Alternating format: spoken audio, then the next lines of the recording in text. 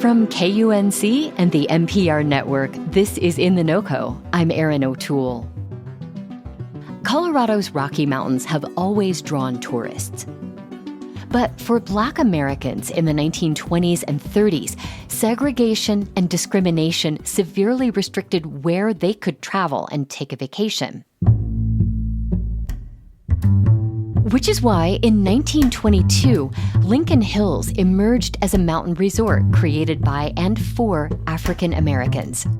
It sits near Rollinsville, northwest of Denver, and was the largest such resort west of the Mississippi River.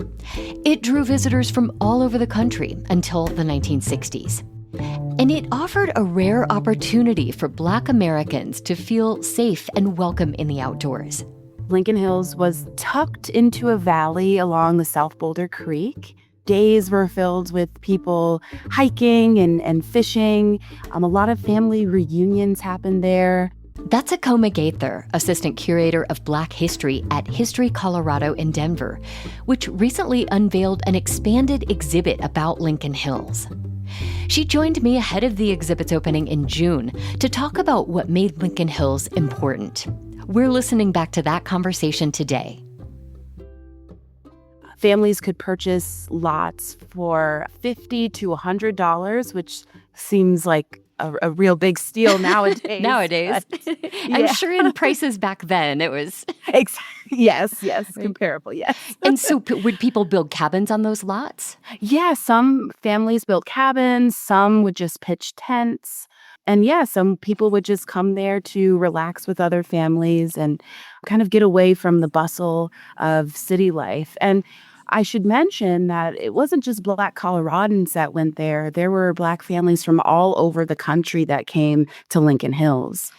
Lincoln Hills was created in the early 1920s during the time of segregation, Jim Crow laws, sundown towns. The Ku Klux Klan had a very strong presence in Colorado at that time. How did Lincoln Hills manage to exist kind of outside of that environment? You know, when we think about segregation, a lot of people think about water fountains or buses and lunch counters, but segregation really extended far beyond the built environment and into nature and in the great outdoors.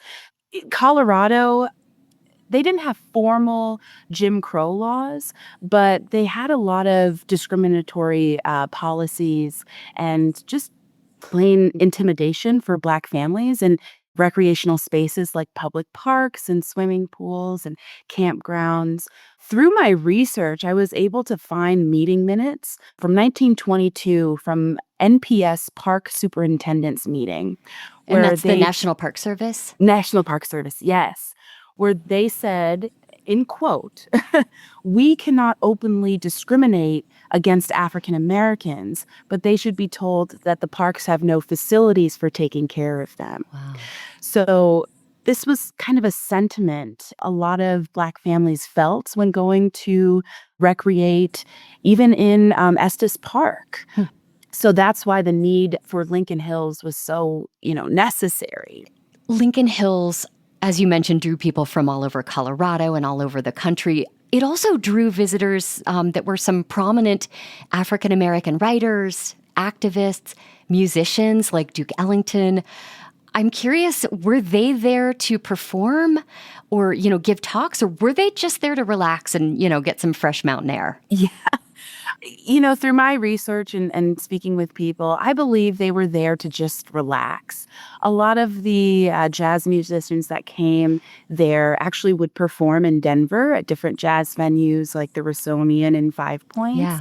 And then, of course, they would make their way to Lincoln Hills to relax. A lot of Harlem Renaissance writers came, like Langston Hughes, Zora Neale Hurston, Countee Cullen, and W.E.B. Du Bois came. And they would actually hold literary salons there during their visits. And oh my gosh, I wish I could have visited during that time. Seriously. Yeah. Now, the new History Colorado exhibit contains photographs and even some outfits that visitors would have worn. I'm wondering, Acoma, what is your favorite artifact in the exhibit and why? Oh my gosh, I'm so glad that you mentioned the outfits. So I am a huge lover of early to mid 20th century fashion. So putting together these mannequin outfits, it was an absolute joy. I looked through some of the photographs that were taken there, and that was kind of my roadmap to figuring out, what did people wear.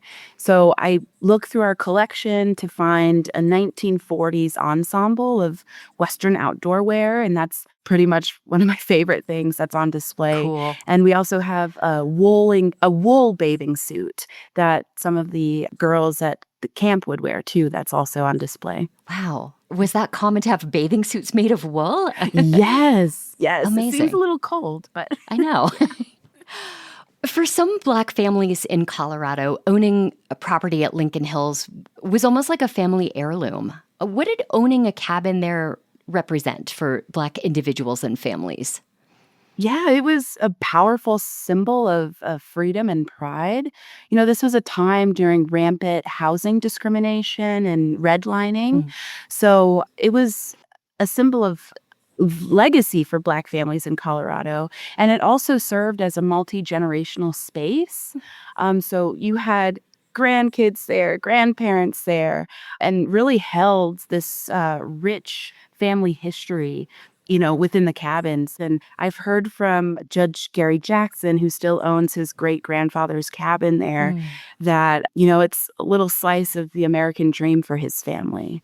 Lincoln Hills sort of petered out as a community in the 1960s. What caused that? Yeah, so outdoor spaces gradually became more welcoming for Black families through the 60s and 70s. And a big reason for that was the Civil Rights Act of 1964, which banned discriminatory laws keeping African Americans from buying homes or enjoying public lands. This brought, a new wave of visitorship for places that were barred for Black families in the past. Acoma, how do you talk about the legacy of Lincoln Hills today? Yeah, so the legacy of Lincoln Hills is both a local Coloradan treasure, but also a part of the national story.